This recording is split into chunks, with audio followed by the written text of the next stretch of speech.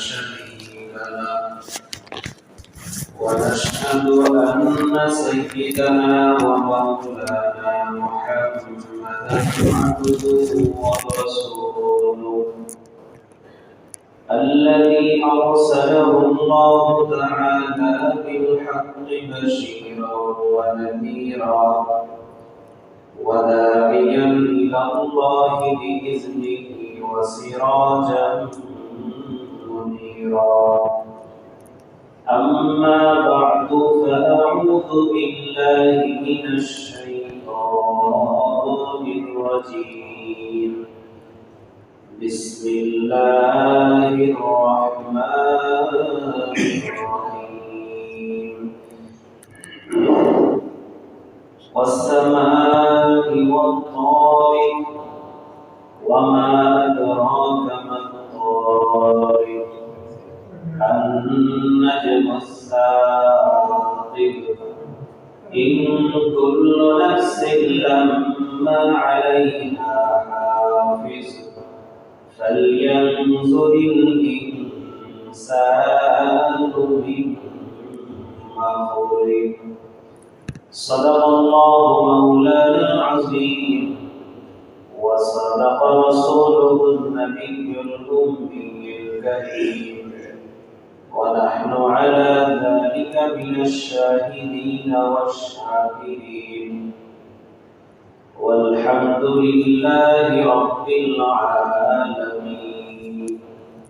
محمد الشهد الشريف اللهم صل على محمد وعلى آل محمد كما صليت على إبراهيم وعلى آل إبراهيم إنك حميد مجيد اللهم بارك على محمد وعلى آل محمد كما باركت على إبراهيم وعلى آل إبراهيم إنك حميد مجيد سبحانك لا علم لنا إلا ما علمتنا إنك أنت العليم الحكيم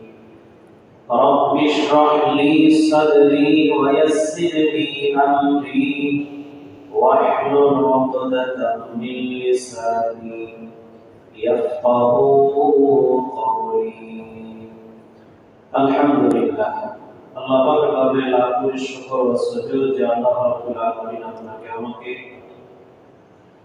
দয়া করে মায়া করে ভালোবেসে পবিত্র জুমার দিনে জুমার নামাজ আদায়ের উদ্দেশ্যে আশা বসার তৌফিক দিয়েছেন শুকরিয়া দান করি আলহামদুলিল্লাহ লক্ষ কোটি দরুদ সালাম বিশ্ব মানবতার কান্ডারি মানবতার মুক্তির দিশারি শফিউল মুজনবিন রাহমাতুল লিল আলামিন নবিয়ুল আরবুল আযম হাবিবে কিবরিয়া আশরাফুল আম্বিয়া সাইয়্যিদুল আম্বিয়া হযরত মুহাম্মদুর রাসূলুল্লাহ সাল্লাল্লাহু আলাইহি ওয়াসাল্লাম সর্বোপরি সকল যে আল্লাহ রাব্বুল আলামিন দুনিয়ার সমস্ত ঝামেলাকে উপেক্ষা করে দুনিয়ার সকল কাজকর্ম থেকে জুড়া রেখে দুনিয়াবি সকল থেকে ফারিগ করে আল্লাহ তাআলা মুহাম্মদে নবীজির ভালোবাসায় শ্রেষ্ঠ জায়গা মসজিদ শ্রেষ্ঠ ইবাদত নামাজের উদ্দেশ্যে আশার বসার তৌফিক দিয়েছেন এজন্য আরেকবার কালিমাত শুকর উচ্চারণ করি আলহামদুলিল্লাহ কোরআনে হাকিমের ছোট্ট একটি সূরা তেলাওয়াত করেছি সূরা তারিক আল্লাহ তাআলা সূরা শুরুতে একটি শপথ করেছেন দুটি শপথ করেছেন ওয়াসসামাই ওয়াত তারিক আসমানের শপথ তারিকের শপথ আমাদের নবী মুহাম্মদুর রাসূলুল্লাহ সাল্লাল্লাহু আলাইহি ওয়া আলিহি ওয়াসাল্লাম তার চাচা আবু তালিব রাসূলের জন্য কিছু খাবার নিয়ে আসছেন, দুধ এবং রুটি নিয়ে আসছেন। রাসূল সাল্লাল্লাহু আলাইহি ওয়াসাল্লাম খাইতেছেন, আবু তালিবও সামনে বসা। হঠাৎ করে আসমানের একটা নক্ষত্র সামনে এসে পড়ল এবং এই নক্ষত্রের আলোতে সামনে যাহা কিছু ছিল সব আলোকিত হয়ে গেল। আবু তালিব ভীত সন্ত্রস্ত হয়ে গেলেন, ভয় পেয়ে গেলেন। আবু তালিব ডাক দিয়া বলে, ভাতিজা, কি আসলো, কি করলো, কিছুই তো বুঝলাম না। আল্লাহর নবী মুহাম্মদুর রাসূলুল্লাহ সাল্লাল্লাহু আলাইহি ওয়াসাল্লাম বলেন, চাচা, ভয় পাওয়ার কিছু নাই। এটা হলো আসমানের একটা তারকা, যেটা ফেরেশতারা শয়তানকে মেরেছে। শয়তানকে এই তারকাটা শয়তানকে লক্ষ্য করে নিক্ষেপ করছে, সেটা আয়েশা আমাদের সামনে করছে। আল্লাহ নবী বলেন, আসমানের ফেরেশতারা পরামর্শ করে, মশওয়ারা করে, দুনিয়ায় কোথায় কখন কি হবে এই নিয়ে আলাপ আলোচনা হয়। আর শয়তান আসমানে উঠতে পারত, ওই আসমানের কাছে গিয়া ফেরেশতাদের আলাপচারিতা শুনতো, কথাবার্তা শুনতো। ওখানে যা কিছু ফয়সালা হইতো দুনিয়ার গণকদের কাছে এসে বলতো। গণকেরা এটা মানুষকে আগে আগে জানায়। গণকরা যখন এগুলো জানায় দিত, আর যখন মানুষ দেখতো যে গণকের কথা সত্য হয়, তখন মানুষ আল্লাহকে না মাইনা গণকদেরকে বিশ্বাস করত। আর গণকরা বলছে কেমনে, গায়েবী ভাবে নয়, তাদের ক্ষমতায় নয়, ওই যে শয়তান আসমানে গিয়ে শুনছে সেগুলো তাদেরকে বলছে। আল্লাহ নবী বলেন, ওই শয়তান যখন আসমানে যায়, ফেরেশতারা তখন শয়তানকে লক্ষ্য করে তারকা ছুঁড়ে মারে, যাতে শয়তান না শুনতে পারে। এই তারকা খায়া ওরা নিচে চলে আসে, আসমানের ফয়সালা শুনতে পারে না। আল্লাহ রাব্বুল আলামিন তখন এই সূরাটা নাযিল করেন, ওয়াস-সামাই ওয়াত-তারিক। আল্লাহ বলেন, আসমানের কসম, ওয়াত-তারিক, তারিকের কসম, ওয়া মা আদরাকা মাত-তারিক। নবী হে, আপনি জানেন তারিক এটা কি জিনিস? আন-নাজমুস সাতির। নবীকে আল্লাহ জানায় দেয় এটা একটা উজ্জ্বল নক্ষত্র। তারিক এটা একটা উজ্জ্বল নক্ষত্র, এটা আসমানে শোভা পায়, আসমানের সৌন্দর্য। এরপরে আল্লাহ বলেন, ইন কুল্লু নাফসিন লাম্মা আলাইহা হাফিজ। নিশ্চয়ই প্রতিটা নফসের পেছনে, প্রতিটা মানুষের পেছনে আমি আল্লাহ নির্ধারিত রক্ষণাবেক্ষণকারী নিযুক্ত আছি। প্রত্যেকের পেছনে আছে, প্রত্যেকের সাথে আল্লাহর পক্ষ থেকে রক্ষণাবেক্ষণকারী আছে, ফেরেশতা নিযুক্ত করা আছে। এদের কাজ কি? এদের কাজ হলো বান্দার আমল নামা লিপিবদ্ধ করা। অন্য জায়গায় আল্লাহ বলেন, ওয়া ইন্না আলাইকুম লাহাফিজিন কিরামান কাতিবিন ইয়ালামুনা মা তাফআলুন। আল্লাহ তাআলা বলেন, তোমাদের প্রত্যেকের সাথে দুইজন সম্মানিত ফেরেশতা নিযুক্ত আছে। দুইজন সম্মানিত ফেরেশতা তোমাদের আমলনামাগুলো লিপিবদ্ধ করতেছেন, তোমাদের আমলনামা লিখে রাখতেছেন।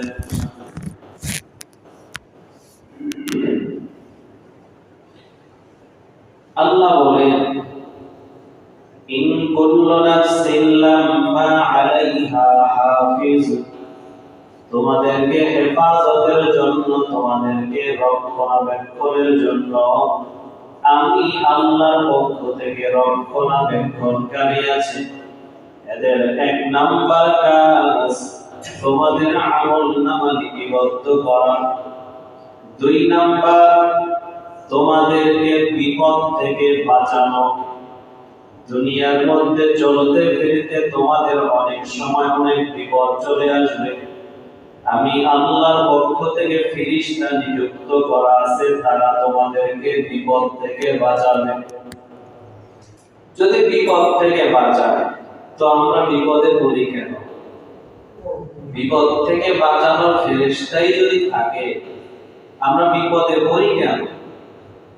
এর জবাব হলো যে কেউ একজন রেল লাইন দিয়ে হাঁটতেছে, হঠাৎ পেছন থেকে রেল চলে আসছে, কিন্তু লোকটার খবর নাই, খেয়াল নাই, সে হাঁটতেছে, সে নিশ্চিত ট্রেনের নিচে পড়ে যাবে। হঠাৎ এক লোক পার্শ্ব থেকে দেখছে, দেখা তাকে ধাক্কা দিয়ে সরাই দিচ্ছে। ধাক্কা দিয়ে সরাই দেওয়ার কারণে ধাক্কা খায়া পড়িয়া হাত পা চলে গেছে। এবার লোকটা ওইটা তো মেজাজ গরম যে তুমি আমাকে ধাক্কা দিলা কেন, হাত পা চলে গেছে। বলে, আরে বেটা, ধাক্কা দিলাম এজন্য হাত পা চলছে, ধাক্কা না দিলে তো তোর হাত পাও লগে থাকতো না, তুই তো নিশ্চিত মরে যাইতে, সেখান থেকে বাঁচাইছে। আল্লাহর পক্ষ থেকে যে আমাদের বিপদ থেকে বাঁচানোর জন্য যে ফেরেশতা আল্লাহর পক্ষ থেকে আমাদেরকে রক্ষণাবেক্ষণ ঠিকই করে, বিপদ থেকে বাঁচায়। মূলত বিপদ ছিল অনেক বড়, ধাক্কা দিয়ে ছোটটা দিয়ে আল্লাহ হেফাজত করে, সতর্ক করে যে সাবধানে চলি। কোন একটা বিপদে পড়ে গেলে পরবর্তীতে ওই কাজটা করতে গেলে সতর্কতা চলে আসে না, যে এই কাজ করতে গিয়ে একবার ধাক্কা খাইছিলাম। বড় বড় বিপদ হতে পারত তোমার নসিবে, তোমার কপালে হয়তো এর থেকে বড় কিছু ছিল, আল্লাহ তোমাকে ছোট দিয়া হেফাজত করছে। যেভাবে কেচির ঘাই লাগছিল, নারী ভরে ছিদ্র হয়ে যাওয়ার কথা ছিল, কিন্তু আল্লাহ বরকত থেকে বাঁচাইছেন। অবশ্যই আল্লাহর হেফাজত, আল্লাহর রহমত আছে। আল্লাহ তাআলা বলেন, ইন কুল্লু নাফসিন লাম্মা আলাইহা হাফিজ, হে বান্দা, তোমাকে রক্ষণাবেক্ষণের জন্য আমি আল্লাহর পক্ষ থেকে রক্ষণাবেক্ষণকারী ফেরেশতা নিযুক্ত আছে। এরা তোমার আমলনামা লিপিবদ্ধ করে। দুই নাম্বার তোমাদেরকে বিপদ আপদ থেকে রক্ষা করে। তিন নাম্বার তোমাদের চলাফেরা, আচার ব্যবহার, কথাবার্তা এরা পর্যবেক্ষণ করে। তোমরা কিভাবে হাঁটতেছো, মানুষের সাথে কি আচরণ করতেছো, মানুষের সাথে কি ব্যবহার করতেছো, তুমি দুনিয়ার ভেতরে নম্রভাবে চলো নাকি গরম মেজাজ নিয়ে চলো, মানুষের সঙ্গে ভালো কথা বলো না খারাপ কথা বলো, অহংকারী হয়ে চলো না কেমনে চলতেছো, এগুলো তারা দেখতেছে, কিন্তু কিছু বলে না। হাসরের ময়দানে তোমার বিপক্ষে এরা সাক্ষী হয়ে দাঁড়াবে। আল্লাহ তাআলা এরপর বলেন, ফালইয়ানজুরিল ইনসানু মিম্মা খুলিক। আল্লাহ বলেন, ফালইয়ানজুরিল ইনসান, মানুষ কি লক্ষ্য করে না, মিম্মা খুলিক, তার সৃষ্টি কিসের থেকে, তার জন্ম কিসের থেকে, মানুষ কি চিন্তা করে না? যদি চিন্তা করত, অহংকার করে দুনিয়ায় চলতে পারতো না। আল্লাহ বলেন ফালিয়ানজুরিল ইনসানু মিম্মা খুলিক, মানুষ কি ভেবে দেখে না, মানুষ কি চিন্তা করে না সেটার জন্মটা কিসের থেকে? খুলিকা মিন মাইন দাফিক, আল্লাহ তাআলা বলেন মানুষের জন্ম এক উচ্ছিষ্ট পানির মাধ্যমে। আল্লাহ স্মরণ করেন যে তোমার জন্ম তো এক উচ্ছিষ্ট পানির মাধ্যমে। ইয়াখরুজু মিন বাইনিস সুলবি ওয়াত তারাইব, যে উচ্ছিষ্ট পানি নির্গত হয়েছে বক্ষ থেকে এবং পৃষ্ঠ থেকে, তোমার মায়ের বক্ষ থেকে তোমার বাপের পৃষ্ঠ থেকে যেই পানি নির্গত হয়েছে সেখান থেকে তোমার জন্ম। এমন উচ্ছিষ্ট পানি যেই পানি হাতে লাগলে হাত নাপাক হয়ে যায়, শরীরে লাগলে শরীর নাপাক, কাপড়ে লাগলে কাপড় নাপাক হয়ে যায়, শরীর থেকে পানিটা নির্গত হলে গোসল ফরজ হয়ে যায়। এমন উচ্ছিষ্ট পানি দ্বারা তোমার জন্ম। তুমি কিভাবে অহংকার করে দম্ভ করে চলো, কিভাবে তুমি আমি আল্লাহর নাফরমানি করো, উল্টা পথে কেমনে চলো বান্দা? চলতেছো ঠিক, তোমাকে কিন্তু একজন লক্ষ্য করতেছে, আমি আল্লাহ তো দেখতেছি, আর আমার পক্ষ থেকে ফেরেশতারা এগুলো সব পর্যবেক্ষণ করতেছে। বান্দা সাবধান থাকো, অহংকার করার আগে একটু চিন্তা করো। খাজা আজিজুল হাসান মাজজুব রাহমাতুল্লাহি আলাইহি রাস্তা দিয়ে হাঁটতেছেন, হঠাৎ করে এক যুবক আজিজুল হাসান রাহমাতুল্লাহি আলাইহির পার্শ্ব দিয়ে যাইতেছিলেন। হঠাৎ তাকায় যুবক খুব অহংকারের সাথে, খুব দাম্ভিকতার সাথে রাস্তা দিয়ে চলতেছেন। আল্লাহ ওলি আজিজুল হাসান মাজজুব রাহমাতুল্লাহি আলাইহি যুবককে ডাক দিয়া বলতেছেন যে যুবক, তুমি এত অহংকার নিয়া, এত দম্ভ নিয়া যে রাস্তা দিয়ে হাঁটতেছো, যুবক এই অহংকারের পরিণাম কিন্তু ভালো হবে না। অহংকারের পরিণাম কিন্তু কখনো ভালো হয় না। এখনো সময় আছে, সাবধান হয়ে যাও। এখনো সময় আছে, জমিনের ভেতরে নমনীয় ভাবে হাঁটো। যুবক গরম হয়ে গেছে, চিনেন আমাকে, আমি কে? আমাকে চিনেন আপনি? আপনি আমাকে উপদেশ দেন, আমাকে চিনেন? খাজা আজিজুল হাসান মাজজুব রাহমাতুল্লাহি আলাইহি ডাক দিয়া বলেন, যুবক শুধু তুমি কেন, তোমাকেও চিনি, তোমার বাপ দাদা সবাইকে চিনি। যখন এই কথা বলছে তো যুবক একটু নরম হয়েছে যে আমাকে আমার বাবা দাদা সবাইকে চিনে, তার মানে হয়তো চিনতেও পারে। যুবক ডাক দিয়া বলে, ঠিক আছে বলেন কিভাবে আমাকে চিনেন, আমার বাপ দাদাকে কিভাবে চিনেন? আজিজুল হাসান রাহমাতুল্লাহি আলাইহি ডাক দিয়া বলে, যুবক আমি তোমাকে চিনি, তোমার জন্ম হলো এক ফোঁটা নাপাক পানির মাধ্যমে। আবার যখন তুমি দুনিয়া থেকে চলে যাইবা, তোমার লাশটা পচে যাবে, গলে যাবে, মূল্যহীন হয়ে যাবে। তুমি যখন দুনিয়াতে আসছো, তোমার জন্মের শুরু লগ্ন নাপাক পানি, এটারও কোনো মূল্য নাই। যখন চলে যাইবা তখন তোমার লাশটারও কোনো মূল্য নাই, এটা পচা দুর্গন্ধ জিনিস। আর এখন তুমি যে দাঁড়ায় রইছো, এখনো তুমি ভালো কিছুর উপরে দাঁড়ায় রও নাই। তোমার পেটের ভেতরে বিষ্ঠা ময়লা, এটার উপরে তুমি দাঁড়ায় আছো। একদিন যদি তোমার পেটের ময়লা সব নির্গত হয়ে যায়, পরের দিন আর তুমি সোজা হয়ে দাঁড়াইতে পারবা। যুবক তোমার পরিচয় নাও, তোমার পরিচয় হলো এক ফোঁটা নাপাক পানি। বিদায়টা হইবা তুমি মূল্যহীন হইয়া, মাঝখানে তোমার এই চলাফেরা, তোমার এই অহংকার সব একটা ময়লা জিনিসের উপরে। তোমার সবই তো ময়লা, শুরুও না বাকি, শেষটাও মূল্যহীন, মাঝখানে দাঁড়ায় আছো ময়লার উপরে, সবই তো মূল্যহীন। তো তুমি অহংকার করো কিভাবে? কি আছে তোমার অহংকার করার? আল্লাহর এক কথায় যুবকের হেদায়েত হয়ে গেছে। সুবহানাল্লাহ। আল্লাহ তাআলা বলেন, ফালিয়ানজুরিল ইনসানু মিম্মা খুলিক।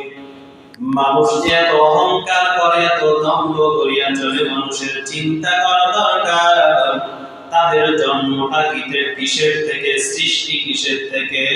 খুলিকা মিন মাইন দাফিক। আল্লাহ বলেন এক কাতরা উচ্ছিষ্ট পানির দ্বারা তোমার জন্ম। ইয়াখরুজু মিন বাইনিস সুলবি ওয়াত তারাইব, যেটা নির্গত হয়েছে বক্ষ থেকে এবং পৃষ্ঠ থেকে। আল্লাহ বলেন, ইন্নাহু আলা